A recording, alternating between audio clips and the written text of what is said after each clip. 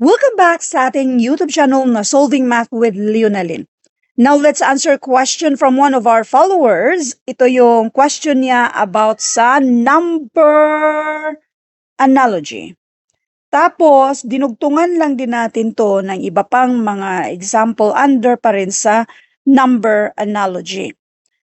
Ano bang meron sa number analogy? Sa word na analogy, magkaiba ito sa ratio and proportion.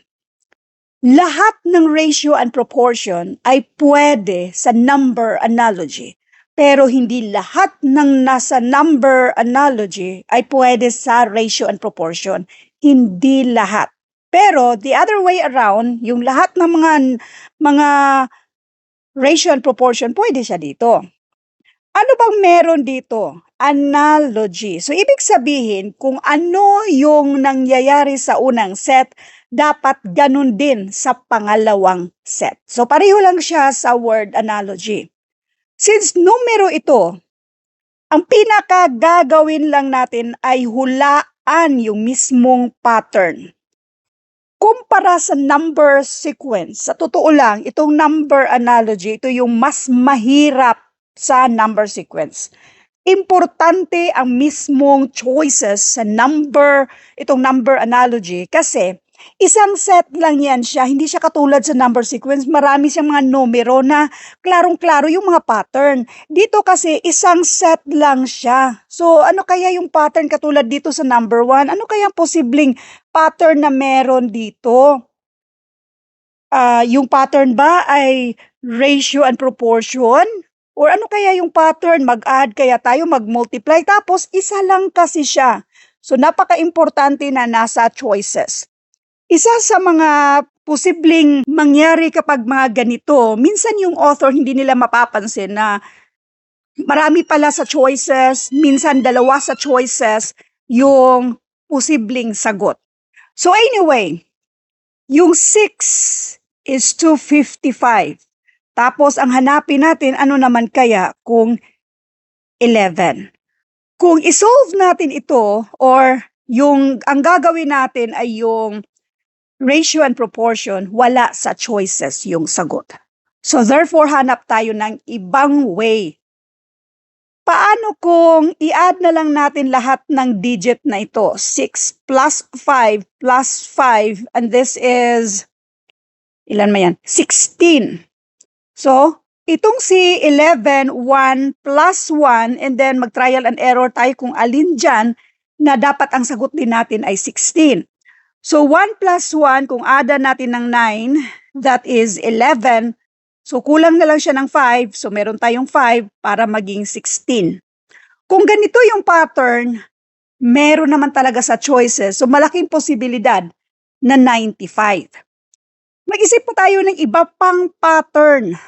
Isipin pa natin ano kaya ang pwedeng pattern dito. So, halimbawa na lang si 6 para maging 55. Halimbawa kung mag-multiply tayo ng pwedeng i-multiply natin ng 8. Okay. Wait lang, doon muna tayo sa kunwari 7, no? So, this is 42. Ang i-add natin ay 13 para maging 55. Kung dito naman si 11, kung 7 pa rin, 77. Tingnan natin kung dapat pareho lang. 90, wala man siya sa choices. So, dito tayo sa next. I-multiply natin sa 8, and this is 48. Para maging 55, so add natin ng 7, and that is 55. So, therefore, i-multiply din natin ito ng 8. This is 88. Add din natin ng 7, and this is 95. So far, meron tayong dalawang nakitang pattern. Hulaan lang talaga natin.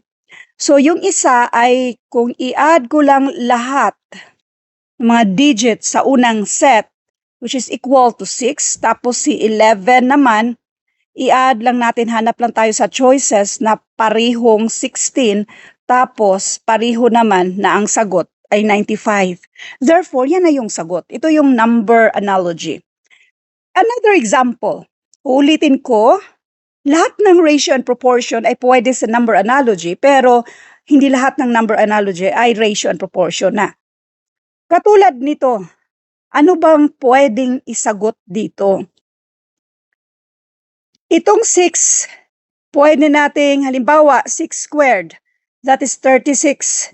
Sumobra man. Ganito na lang. I-multiply natin ng 2, that is 12. Add natin ng 1, 13. So kung anong ginawa natin, ganun din ang gagawin natin sa 9. 9 times 2 equals 18. Add ng 1 and that is 19. Meron naman sa choices, yan na yung sagot. Ganito yung number analogy. Next, may obvious na pattern na nandito. Kasi itong 11, kung i-squared natin yan, that is 121. So therefore, i-squared natin yan, that's 121. Ganon din ang gagawin natin sa 13, i-squared natin yan, kaya this is 169. So medyo mas madali na ang pattern dito ay i-squared lang natin yung nasa unang numero or yung given. Next, number 4. We have 5 is to 27. Tapos 6 is to what? So, mag-isip ulit tayo ng mga posibleng pattern na pwede dito. Pwedeng si 5 squared, that is 25, ada ng 2, 27. Tingnan natin si 6 squared, that is 36, ada ng 2, at meron naman sa choices, meron ba? This is 38, so kung meron sa choices, yan na yung ating pattern dito. Thank you for watching and all. I hope na meron kayong natutunan sa videong ito. Thank you and God bless.